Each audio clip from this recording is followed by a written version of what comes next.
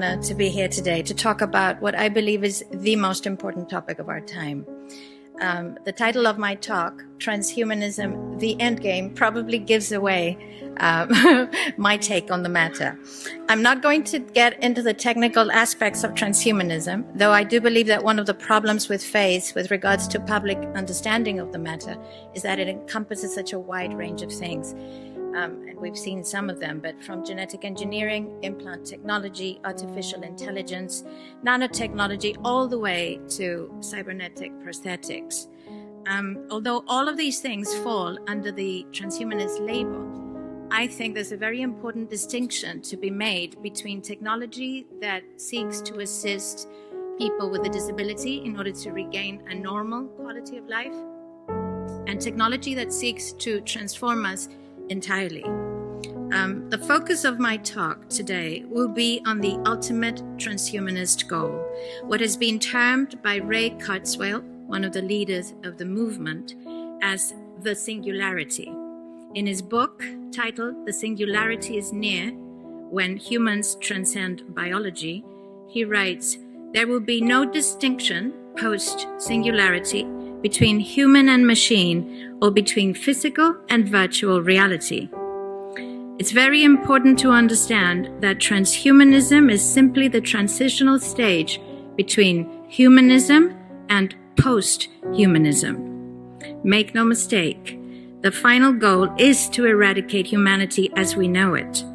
Once you understand the final destination, it becomes much easier to look back and identify the psychological conditioning, the biological tampering, the cultural grooming, and the educational prepping that we have been subjected to for decades in preparation to making us accept a post-human future.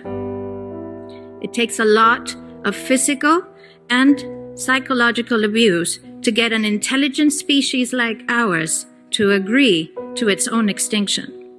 Most, if not all, that has transcended in the last 60 years was designed to get us closer to accepting such a dystopian reality. Whether you care to accept it or not, we live in a hyper-controlled matrix where our perception of reality is meticulously planned, managed, and executed in order to control and steer us in whichever direction they wish. And the direction is a post-human world. For this, they first needed to destabilize, dehumanize, and demoralize humanity through every means possible.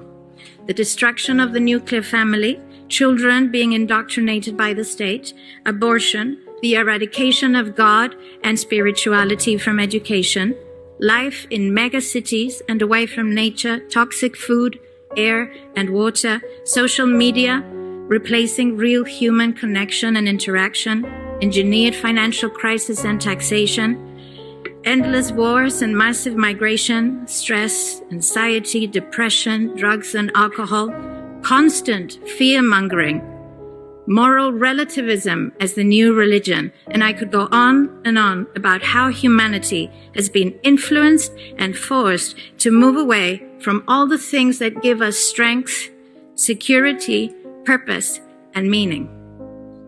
A weak, immoral, disconnected, ignorant, and unhealthy population is an easy target for the next stage, the creation of an entire generation of androgynous beings. Masculinity is under attack psychologically, culturally, and biologically. Women are being replaced in sports, entertainment, and politics by men pretending to be women. And children are being indoctrinated at school to think that gender is a choice. The transgender movement is not a grassroots movement. It comes from the top. It has nothing to do with people's freedom of expression, sexuality, or civil rights. It's an evil psyop with a clear agenda to get us closer to transhumanism by making us question the most fundamental notion of human identity, our gender.